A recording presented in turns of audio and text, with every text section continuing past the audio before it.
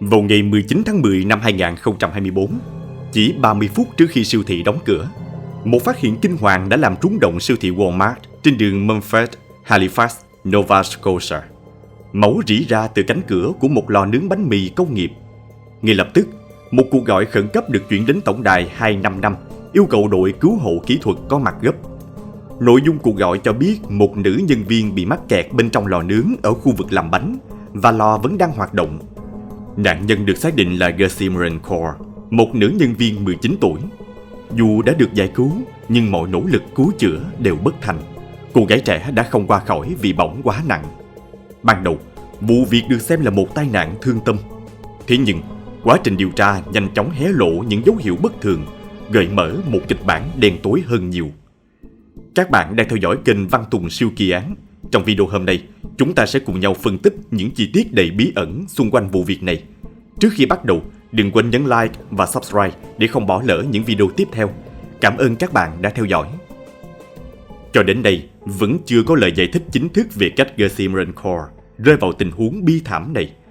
Cả cảnh sát lẫn Walmart đều cung cấp thông tin rất hạn chế, trong khi camera giám sát tại hiện trường chưa từng được công bố, càng khiến dư luận dấy lên nhiều nghi vấn. Cơ quan lao động đã ra lệnh ngừng hoạt động khu vực làm bánh và một thiết bị chưa được tiết lộ, nhưng chỉ mô tả vụ việc là một cái chết đột ngột. Thông tin về tên nạn nhân và hoàn cảnh vụ việc ban đầu chỉ được biết đến qua một trang GoFundMe do Hiệp hội Maritime Sikh lập ra. Đáng chú ý, một số chi tiết quan trọng, chẳng hạn như việc người mẹ phát hiện thi thể con gái hay chất lỏng rỉ ra từ lò đã bị gỡ bỏ. Dẫu vậy, thông tin này vẫn kịp lan truyền mạnh mẽ, gây rúng động dư luận. Vậy đâu là những gì chúng ta biết được cho đến nay? Nạn nhân là Gursimran Kaur, một cô gái trẻ chỉ mới 19 tuổi. Vào ngày xảy ra thảm kịch, mẹ của Kaur nhận thấy con gái mình vắng mặt bất thường tại nơi làm việc trong hơn 1 tiếng đồng hồ. Điện thoại của Gursimran tắt máy, không thể liên lạc được.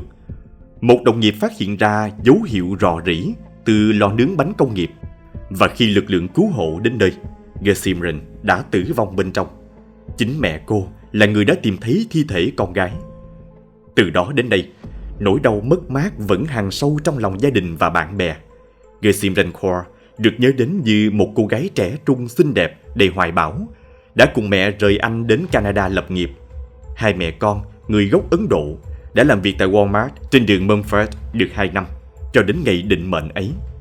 Giờ đây, tất cả những gì còn lại tại hiện trường chỉ là băng cảnh báo, biển báo đóng cửa và một đài tưởng niệm tạm thời, nơi mọi người lặng lẽ đặt hoa và để lại lời chia buồn. Cô ấy chỉ đang làm công việc của mình. Một câu nói tưởng chừng đơn giản nhưng lại chất chứa bao nỗi xót xa. Đúng vậy, Gursimran chỉ đang làm công việc thường ngày của mình. Và đêm đó cô không hề đơn độc. Walmart lúc ấy vẫn còn rất đông nhân viên và khách hàng. Với mật độ người qua lại như vậy, lẽ nào không một ai nhìn thấy điều gì bất thường? Liệu có một uẩn khúc nào đang bị che giấu? Ngay trong đêm 19 tháng 10, cộng đồng mạng trên diễn đàn Reddit Halifax đã xôn xao bàn tán về những diễn biến kỳ lạ tại siêu thị Walmart Mumford. Vào lúc 22 giờ 40 phút, một người dùng đặt câu hỏi: có ai biết chuyện gì đang xảy ra ở Walmart Mumford không? Nghe nói có sự cố gì đó từ 9 giờ đến 10 giờ tối.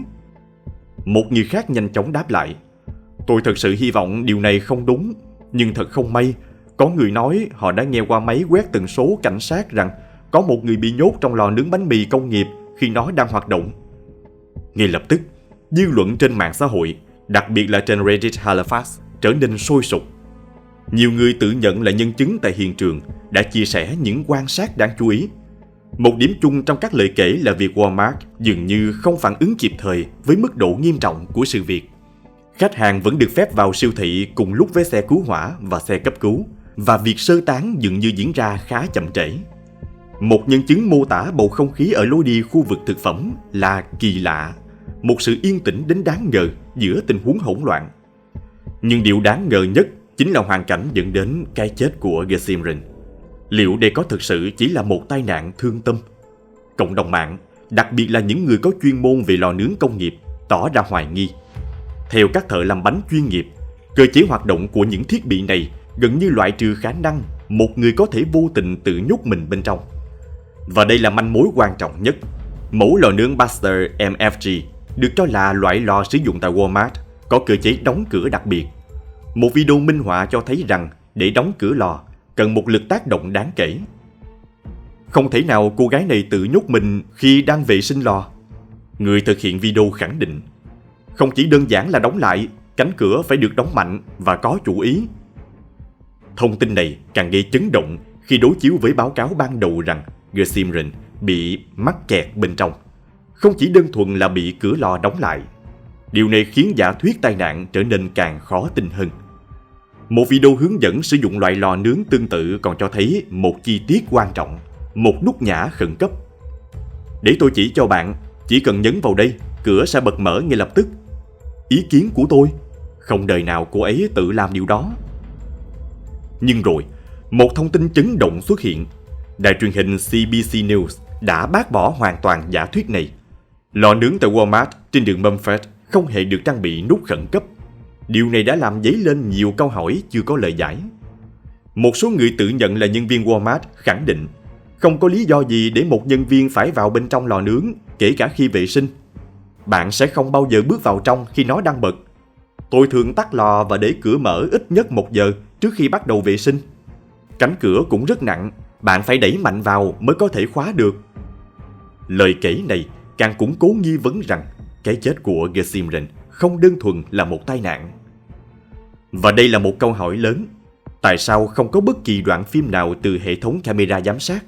Walmart là một trong những chuỗi bán lẻ có hệ thống an ninh chặt chẽ với camera giám sát hầu hết các khu vực bên trong cửa hàng, đặc biệt là quầy thu ngân, lối vào, lối ra và kho hàng. Tuy nhiên, chính sách giám sát tại khu vực sản xuất thực phẩm như tiệm bánh lại không rõ ràng. Một số cựu nhân viên Walmart chia sẻ rằng khu vực làm bánh có thể không được trang bị camera vì lý do vệ sinh thực phẩm và chính sách quyền riêng tư của nhân viên. Tôi chưa bao giờ thấy camera trong tiệm bánh, chỉ có ở khu vực chung gần đó. Các cửa hàng Walmart có thể khác nhau, nhưng trong cửa hàng tôi làm không có camera trực tiếp nhìn vào lò nướng. Điều này có thể giải thích tại sao Walmart không công bố bất kỳ đoạn phim nào liên quan đến vụ việc. Tuy nhiên, nếu thật sự không có camera trong khu vực làm bánh, thì các lối đi xung quanh hoặc cửa ra vào khu vực này vẫn phải có giám sát. Nếu Gesimren bước vào lò một mình, chắc chắn phải có cảnh quay từ một góc khác cho thấy điều gì đã xảy ra trước đó. Đáng chú ý, Walmart không xác nhận cũng không phủ nhận liệu họ có đang giữ đoạn phim nào hay không. Trên mạng xã hội, một số người suy đoán rằng camera có thể đã bị hỏng hoặc đoạn phim đã bị xóa. Nhưng nếu thực sự có sự cố kỹ thuật với hệ thống camera vào đêm hôm đó, tại sao Walmart không đưa ra một lời giải thích chính thức? Liệu có điều gì đó đang bị che giấu? Chính sự bí ẩn này đã dẫn đến hàng loạt giả thuyết. Một trong những giả thuyết đầu tiên được đặt ra là nút nhả khẩn cấp của lò nướng vốn được thiết kế để cho phép thoát hiểm trong trường hợp khẩn cấp đã bị hỏng. Giả thuyết về việc cửa lò bị kẹt hoặc vô tình bị chặn lại, dù không có cơ chế khóa, được một số người đặt ra. Tuy nhiên, ý kiến này không nhận được nhiều sự đồng tình từ những người có kinh nghiệm làm việc với loại lò nướng công nghiệp này. Một chuyên gia trong ngành ẩm thực nhận định, một van an toàn bị hỏng hoặc trục trặc là điều rất bất thường. Như vậy, khả năng xảy ra sự cố kỹ thuật dẫn đến việc Gesimren bị mắc kẹt là rất thấp. Một giả thuyết khác tập trung vào khả năng xảy ra tai nạn sau khi Gesimren đã ở bên trong lò. Có thể cô bị ngã, bất tỉnh do vấn đề sức khỏe đột ngột, hoặc bị ai đó vô tình đóng cửa lại. Trong những tình huống đó, việc thoát ra, vốn dĩ rất dễ dàng trong điều kiện bình thường, sẽ trở nên bất khả thi. Một chia sẻ trên Reddit từ một người từng làm công việc vệ sinh lò nướng công nghiệp càng củng cố thêm giả thuyết này. Người này cho biết, môi trường làm việc với nhiệt độ cao và hóa chất tẩy rửa có thể gây nguy hiểm, đặc biệt cho những người có bệnh lý nền như rối loạn co giật. Một giả thuyết khác được đặt ra xoay quanh vấn đề đào tạo an toàn lao động. Liệu Gesimren, ở tuổi 19, có được trang bị đầy đủ kiến thức về quy trình vận hành và các rủi ro tiềm ẩn khi làm việc với lò nướng công nghiệp hay không?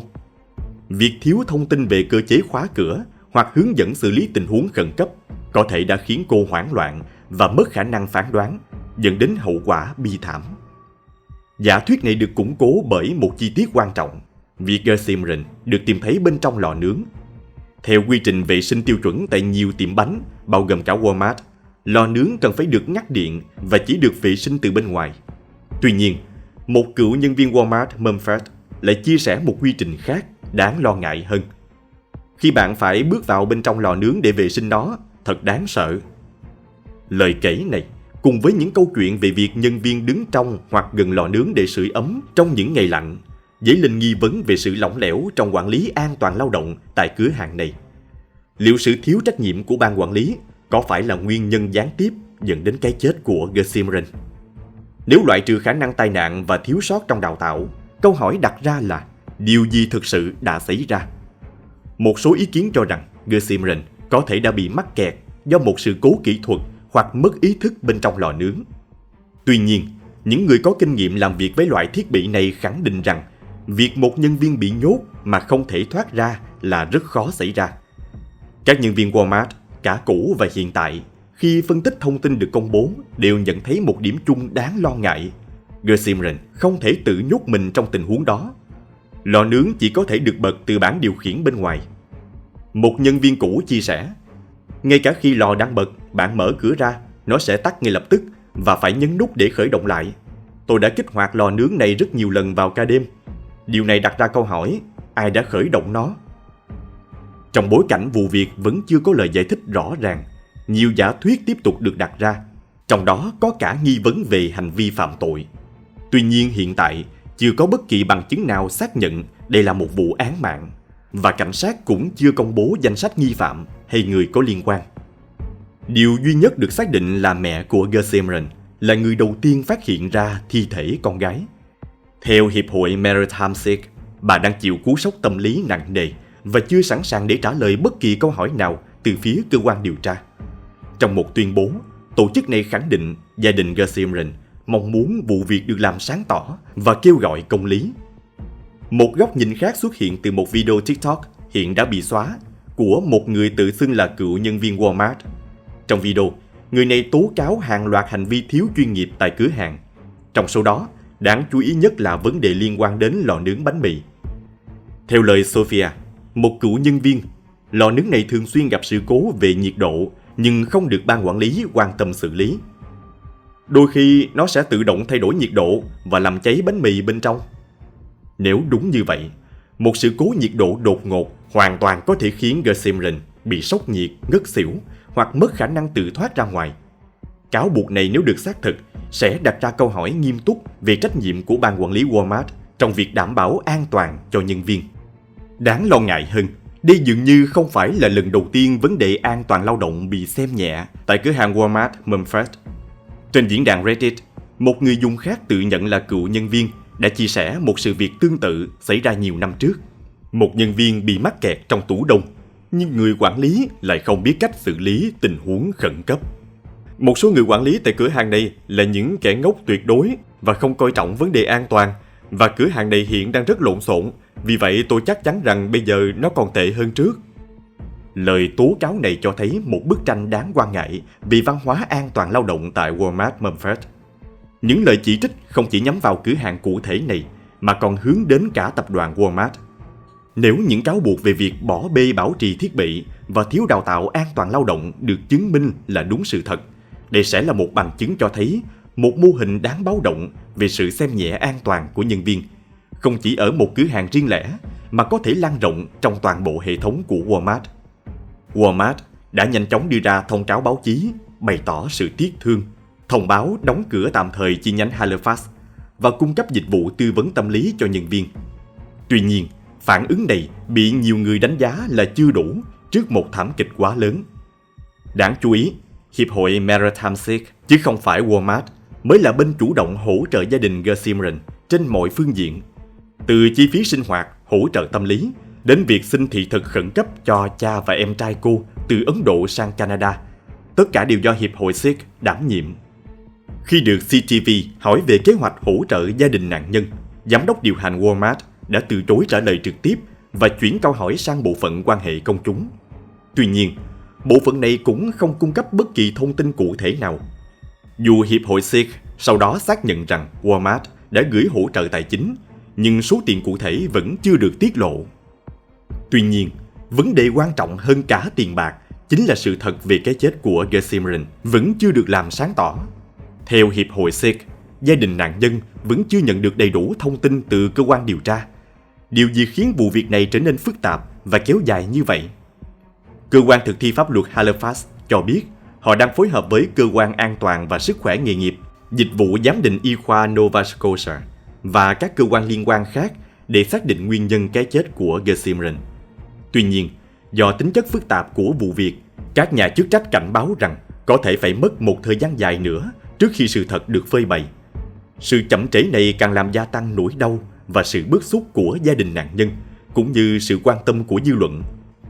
Ông Craig Walsh, Chủ tịch Hội đồng các tỉnh phía Đông của Liên đoàn Công nhân Thực phẩm và Thương mại Thống nhất nhận định, nếu loại trừ khả năng án mạng, cần phải điều tra kỹ lưỡng về quy trình an toàn lao động tại cửa hàng Walmart Mumford, cũng như việc thực thi các quy định an toàn bởi bộ phận lao động. Tuy nhiên, theo thông tin từ Sarah McNeil, phát ngôn viên của bộ phận lao động, đã có 9 cuộc kiểm tra an toàn được thực hiện tại cửa hàng này trong vòng 5 năm qua, mà không hề có bất kỳ cảnh báo hay xử phạt nào. Điều này đặt ra nghi vấn, liệu các cuộc kiểm tra có thực sự được thực hiện một cách nghiêm túc và đầy đủ hay không? Thông tin về việc không có bất kỳ vi phạm nào được ghi nhận trong các cuộc kiểm tra trước đây càng củng cố thêm nghi ngờ rằng cái chết của Gethsemane không phải là một tai nạn ngẫu nhiên. Nhà phân tích an toàn công cộng Chris Lewis của CTV News nhận định, hoặc là cô gái tội nghiệp đã chết một cách tự nhiên, hoặc đây là một tai nạn không thể thoát ra, hoặc đây là một vụ giết người, và vì vậy, một cuộc điều tra kỹ lưỡng là điều tất yếu. Việc một vụ việc ban đầu được xem là tai nạn, nhưng sau đó lại xuất hiện nghi vấn về án mạng, có thể tạo ra những thách thức pháp lý lớn trong tương lai. Vậy vụ việc này sẽ ảnh hưởng như thế nào đến đồng nghiệp, cộng đồng và đặc biệt là gia đình của Gethsemane? Liệu họ có thể tìm được công lý hay sự thật sẽ mãi mãi bị che giấu? Sau gần 3 tháng đóng cửa, cửa hàng Walmart trên đường Mumford đã chính thức mở cửa trở lại vào ngày 3 tháng 2. Thật tuyệt khi được chào đón khách hàng và nhân viên trở lại. Rõ ràng, thảm kịch vẫn còn hiện hữu trong tâm trí mọi người.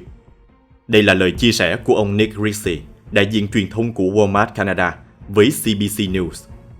Trong thời gian đóng cửa, 325 nhân viên vẫn được trả lương đầy đủ và Walmart khẳng định vẫn duy trì liên lạc, hỗ trợ gia đình Gethsemane.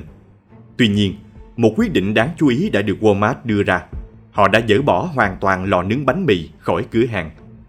Theo phát ngôn viên Amanda Moss, việc này nằm trong chương trình tu sửa tiêu chuẩn đang được triển khai trên toàn quốc.